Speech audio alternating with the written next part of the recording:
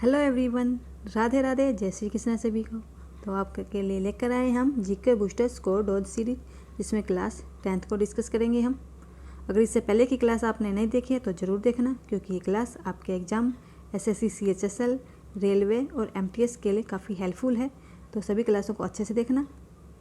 इस क्लास में हम पिछली परीक्षा में पूछे गए इंपॉर्टेंट एमसीक्यूज को डिस्कस करेंगे। अगर अभी तक आपने हमारे चैनल को सब्सक्राइब नहीं किया है तो चैनल को सब्सक्राइब करें और शेयर करें।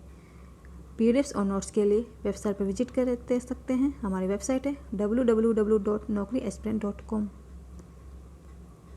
तो हमारा फर्स्ट क्वेश्चन है, राष्ट्रीय बहुआयामी गरीबी सूचकांक 2021 निम्नलिखित में किसके द्वारा जारी किया गया है? तो ये जारी किया गया है नीति आयोग के द्वारा।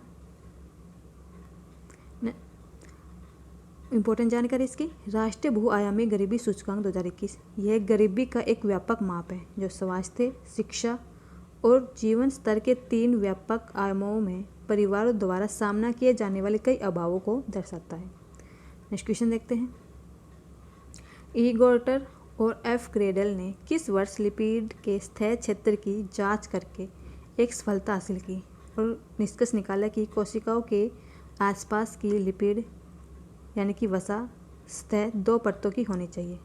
तो किस वर्ष निकालती है निष्कर्ष? तो आंसर इसका 1925 में। वर्ष 1925 में ई गोर्टर और एफ ग्रेडल ने लिपिड के स्थैय क्षेत्र की जांच करके एक सफलता हासिल की और निष्कर्ष निकाला कि कोशिका के आसपास की लिपिड स्थैय 2 परतों की होनी चाहिए। और उनके प्रयोग में लाल रक्त कोशिकाओं से लिपिड निकालना और उन्हें फिर पानी की सतह पर फैलाकर एक स्तर बनाना शामिल था। नेक्स्ट क्वेश्चन देखते हैं, निम्नलिखित में से किसने ओरु जाति, ओरु मातम, ओरु देवम मनुष्यों यानी कि मानव जाति के लिए एक ही जाति, एक धर्म और एक भगवान की विचारधारा की वकालत की? तो ये वकालत किसने की? तो आंसर इसका बी, नारायण गुरु ने की थी। नारायण गुरु के बारे में देखते हैं, वह भारत के एक महान संत और समाज सुधारक थे। उन्होंने हिंदू धर्म में धार्मिक एकता और सामाजिक समानता का प्रचार किया। उन्हें केरल में सबसे महान धार्मिक और सामाजिक नेताओं में से एक माना जाता है। नेक्स्ट क्वेश्चन देखते हैं, भारत की 2011 की जनगणना के अनुसार भारत में सबसे अधिक जनसंख्या किस राज्य की है? तो किस राज्य की है सबसे अधिक जनसंख्या? तो राइट आंसर इसका सी, उत्तर प्रदेश राज्य की है सबसे अधिक जनसंख्या 2011 की जनगणना के अनुसार। 2011 में भारत की जनगणना के अनुसार मुख्यमंत्री कौन थे? मुख्यमंत्री चंद्रमौली 2011 की भारतीय जनगणना के लिए भारत के महारजिस्ट्रार और जनगणना आयुक्त थे। 199,812,341 की आबादी के साथ उत्तर प्रदेश सबसे अधिक आबादी वाला राज्य है। ये भारत की कुल जनसंख्या का 16.51% है। कितना प्रतिशत कुल जनसंख्या का? 16.51%। सबसे अधिक उत्तर प्रदेश राज्य में है आबादी। नेक्स्ट क्वेश्चन है, भारत सरकार द्वारा लोकसभा में एक लिखित उत्तर के अनुसार 20 जुलाई 2022 तक लगभग खालिस्तान असंगठित क्षेत्र के श्रमिक ई श्रम पोर्टल पर पंजीकृत थे। तो कितने असंगठित क्षेत्र ई पोर्टल पर पंजीकृत थे बताइए? तो इसके राइट आंसर है सी, 28 करोड़। 28 करोड़ असंगठित क्षेत्र के श्रमिक ई श्रम पोर्टल पर पंजीकृत है।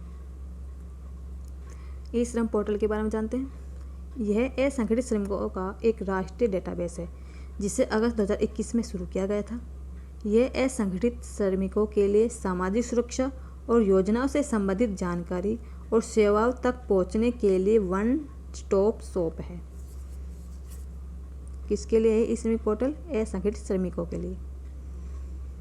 नेक्स्ट क्वेश्चन है, मोपला या मुस्लिम किसानों ने एक शक्तिशाली जमींदार विरोधी आंदोलन खड़ा किया। मोपला या मुस्लिम किसानों ने एक शक्तिशाली जमींदार विरोधी आंदोलन खड़ा किया। तो किस राज्य में खड़ा किया ये आपसे पूछा है? तो आंसर है इसका सी, केरल राज्य में। मोपला के बारे में देखते हैं जानकारी इसकी। मोपला, जिन्हें मपिल्ला के नाम से भी जाना जाता है, भारत के केरल के मालाबार तट का मूल निवासी एक मुस्लिम समुदाय है। मोपला एक निवासी है, मूल निवासी है। कहाँ का है? केरल का जो मालाबार तट है ना, वहाँ का मुस्लिम मूल समुदाय है ये मोपला। ऐसा माना जाता है कि वे उन अरब व्यापारियों के वंशज हैं जो 9वीं शताब्दी में इस क्षेत्र में बस गए थे और स्थानीय आबादी के साथ विवाह किया था। नेक्स्ट क्वेश्चन है, भारत के संविधान का कौन सा भाग राज्य के नीति निर्देशक सिद्धांतों को शामिल करता है? तो कौन सा भाग है वो नीति निर्देशक सिद्धांतों को शामिल करता है जो? तो इसका आंसर है ए, भाग 4 शामिल करता है।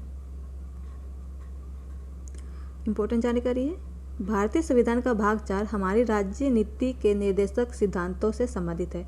इसमें अनुच्छेद 36 से 51 शामिल है। इस भाग में निहित प्रावधानों को किसी भी न्यायालय द्वारा लागू नहीं किया जा सकता, लेकिन यह सिद्धांत देश के शासन में मौलिक है और कानून बनाने में इस सिद्धांतों को लागू करना राज्य का कर्तव्य है। नेक्स्ट क्वेश्चन है, इमाद शाही परिवार किस राज्य की स्थापना के लिए जाना जाता है? इमाद शाही परिवार किस राज्य की स्थापना के लिए जाना जाता है? तो ये जाना जाता है बरार की स्थापना के लिए जाना जाता है। बरार सल्तनत के बारे में देखते हैं। ये दक्कन की सल्तनतों में से एक थी। कौन? बरार सल्तनत दक्कन सल्तनतों में से एक मानी जाती है, जिसकी स्थापना एक भारतीय मुस्लिम ने की थी। इसकी स्थापना 1490 में बहरमनी सल्तनत के विघटन के बाद हुई थी। नेक्स्ट क्वेश्चन है, मानव पिरामिड बनाने और छाछ से भरे मिट्टी के बर्तन को तोड़ने का प्रयास करने की गतिविधि किस त्योहार से जुड़ी है?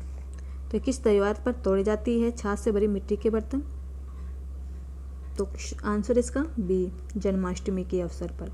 जन्माष्टमी के अवसर पर मानव पिरामिड बनाने और छाछ से भरे मिट्टी के बर्तन को तोड़ने का प्रयास इस त्योहार पर मनाया जाता है, जन्माष्टमी पर। जन्माष्टमी के बारे में देखते हैं। जन्माष्टमी एक हिंदू त्यौहार है जो विष्णु के 8वें अवतार भगवान श्री कृष्ण के जन्म का जश्न मनाते हैं। यह त्यौहार श्रावण महीने में अंधेरे चंद्रमा के 8वें दिन मनाया जाता है, जो कि आमतौर पर अगस्त या सितंबर में पड़ता है। नेक्स्ट क्वेश्चन है, निम्नलिखित में से कौन मौर्य वंश के शासनकाल के तहत भारत का लेखा जोखा इंडिका का लेखक था? इंडिका पुस्तक है जिसमें भारत का लेखा जोखा है, तो उसके लेखक कौन है? तो इसका राइट आंसर है डी, मेगस्थनीज है इसके लेखक। इंपॉर्टेंट जानकारी है, इंडिका के लेखक मेगस्थनीज है। यह सेल्यूकस प्रथम निकेटर द्वारा मौर्य राज्य के संस्थापक चंद्रगुप्त मौर्य के दरबार में भेजा गया एक यूनानी राजदूत था। चंद्रगुप्त मौर्य के दरबार में भेजा गया था यूनानी राजदूत था मेगस्थनीज। किसका? सेल्यूकस निकेटर ने भेजा था ये राजदूत चंद्रगुप्त मौर्य के दरबार में। आप किसी भी एग्जाम की तैयारी करने के लिए हमारी वेबसाइट पर विजिट कर सकते हैं। हमारी वेबसाइट है www.naukriaspirant.com। फ्री में पीडीएफ्स और नोट्स के लिए आप गूगल प्ले स्टोर पर जाकर हमारी नौकरी एस्पिरेंट ऐप को डाउनलोड कर सकते हैं। अगर आप किसी भी एग्जाम की तैयारी कर रहे हैं तो यहाँ पर आपको सभी प्रकार के मटेरियल, स्टडी करंट अफेयर्स के नोट्स, स्टडी मटेरियल, हर प्रकार के नोट्स उपलब्ध हो जाएंगे यहाँ पर। अगर सब्जेक्ट वाइज कोई भी नोट्स चाहते हो तो यहाँ पर हर सारे नोट्स आपको मिल जाएंगे। नेक्स्ट क्वेश्चन है, भारत में सार्वजनिक क्षेत्र का पहला एकीकृत इस्पात संयंत्र कौन सा है? तो कौन सा है वो बताइए। तो आंसर इसका बी, राउरकेला इस्पात संयंत्र है। राउरकेला इस्पात संयंत्र के बारे में देखते हैं। आरएसपी यानी कि राउरकेला इस्पात संयंत्र भारत के ओडिशा राज्य के राउरकेला में से एक सार्वजनिक क्षेत्र का एकीकृत इस्पात संयंत्र है। इसकी स्थापना 3 फरवरी 1959 को पश्चिमी जर्मन औद्योगिक निगमों की मदद से आदिवासी निवासियों से प्राप्त लगभग 19,000 एकड़ भूमि पर की गई थी। कहाँ पर की गई थी इसकी स्थापना? आदिवासी निवासियों की भूमि थी 19,000 एकड़ भूमि, वहाँ पर इसकी स्थापना की गई थी 3 फरवरी 1959 में। नेक्स्ट क्वेश्चन देखते हैं। कमलिनी और नलिनी अस्थाना को निम्नलिखित में से किसके लिए 2022 में पद्मश्री से सम्मानित किया गया था? तो किसके लिए दिया गया था ये पद्मश्री पुरस्कार इनको? किस आंसर है इसका? ए, विश्व स्तर पर कथक सिखाने और प्रचार प्रसार के लिए। कमलिनी और नलिनी अस्थाना को विश्व स्तर पर कथक सिखाने और प्रचार प्रसार के लिए पद्मश्री से सम्मानित किया गया था 2022 में। इम्पोर्टेंट जानकारी है। कमलिनी अस्थाना और नलिनी अस्थाना उत्तर प्रदेश के आगरा की बहनों की जोड़ी है जो कथक की बनारस घराने शैली के अपने शानदार प्रदर्शन के लिए जानी जाती है। उन्हें भारत और विदेशों में कथक की बनारस घराना शैली को लोकप्रिय बनाने में उनके योगदान के लिए भी जाना जाता है। फ्रेंड्स, आपसे रिक्वेस्ट है एक बार वीडियो को लाइक और शेयर जरूर कर देना, साथ ही कमेंट करके बताना वीडियो कैसी लगी आपको। क्वेश्चन है कि शुद्ध निवेश प्लस मूल्यह्रास निम्नलिखित में से किसका अनुमान देता है? तो ये किसका अनुमान देता है बताइए? तो आंसर इसका सी, सकल निवेश का।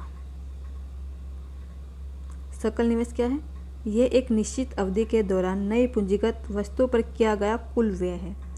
इसमें मशीनरी और उपकरण और वस्तु सूची जैसी अचल संपत्ति दोनों में निवेश शामिल है सकल निवेश में।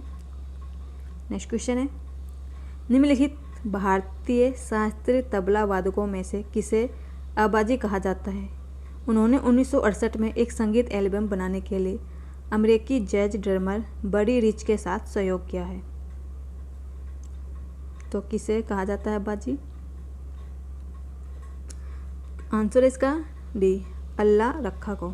अल्लाह रखा जो भारतीय शास्त्रीय तबला वादकों में से एक है जिसे आबाजी कहा जाता है। अल्लाह रखा, इन्हें AAR कुरैशी के नाम से भी जाना जाता है। इनका जन्म 1919 में फगवाल, जम्मू, भारत में हुआ। वह पंजाब घराने यानी कि एक विशिष्ट संगीत शैली साझा करने वाले संगीतकारों का समुदाय है ये के प्रसिद्ध तबला वादक थे। पंजाब घराने के प्रसिद्ध तबला वादक थे अल्लाह रखा। जन्म कहाँ वो हुआ था? 1919 में फगवाल, जम्मू में। नेक्स्ट क्वेश्चन को देखते हैं। प्रसिद्ध भौतिक विज्ञानी विक्टर फ्रांज हैस को किसकी खोज के लिए जाना जाता है? तो बताइए फ्रेंड्स, किसकी खोज के लिए जाना जाता है फ्रांज हैस को? आंसर है ए, ब्रह्मांडीय विकिरण की खोज के लिए जाना जाता है। ब्रह्मांडीय विकिरण क्या होता है? ये उच्च ऊर्जा वाले कण हैं जो अंतरिक्ष से यात्रा करते हैं और पृथ्वी के वायुमंडल में बमबारी करते हैं। इनकी खोज विक्टर फ्रांज हैस ने 1912 में की थी, जब उन्होंने विभिन्न ऊंचाइयों पर वायुमंडल के आयनीकरण को मापने के लिए गुब्बारे की एक श्रृंखला बनाई थी। गुब्बारे की एक श्रृंखला बनाई थी आयनीकरण को मापने के लिए। किसने? विक्टर फ्रांज हैस ने। नेक्स्ट क्वेश्चन है, पश्चिमी हिमालय में जल संचयन प्रणाली की पहचान कीजिए। पश्चिमी हिमालय में जल संचयन प्रणाली कौन सी है? आंसर है डी, गुल्स है जो पश्चिम हिमालय में जल संचय प्रणाली है। गुल्स क्या है? गुल डाइवर्जन चैनल है जो नदियों और झरनों से गांव और कृषि क्षेत्रों तक पानी इकट्ठा करने और परिवहन करने के लिए पहाड़ियों की रूपरेखा के साथ बनाया जाता है। ये गुल्स पश्चिमी हिमालय में सबसे आम जल संचय प्रणाली कौन सी है? गुल, जिसे कुल भी कहा जाता है। नेक्स्ट क्वेश्चन है, IOC कार्यकारी बोर्ड की बैठक के निम्नलिखित में से किस सत्र पर ब्रिस्बेन को 2032 ओलंपिक और पैरा ओलंपिक की मेजबानी के लिए वोट दिया गया है? तो किस सत्र में दिया गया है ब्रिस्बेन को वोट? तो आंसर इसका बी, 138वें सत्र टोक्यो में आयोजित हुआ। IOC कार्य बोर्ड की बैठक निम्नलिखित में से 138वें स्तर में ब्रिस्बेन को 2032 ओलंपिक और पैरा ओलंपिक में मेजन करने के लिए वोट दिया था। और ये कहाँ पर हुआ था? ये टोक्यो में आयोजित हुआ था। ये स्तर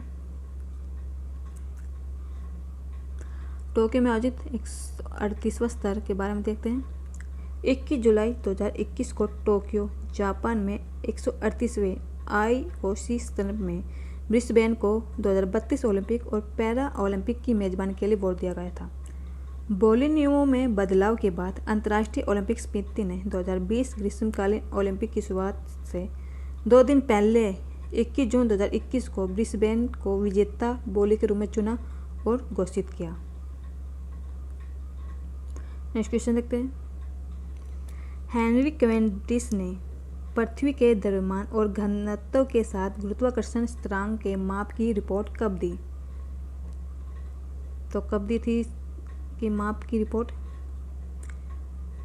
हेनरी कैवेंडिश ने पृथ्वी के द्रव्यमान और घनत्व के साथ गुरुत्वाकर्षण स्थिरांक की माप की रिपोर्ट दी थी जून 1998 में। आंसर हो जाएगा बी।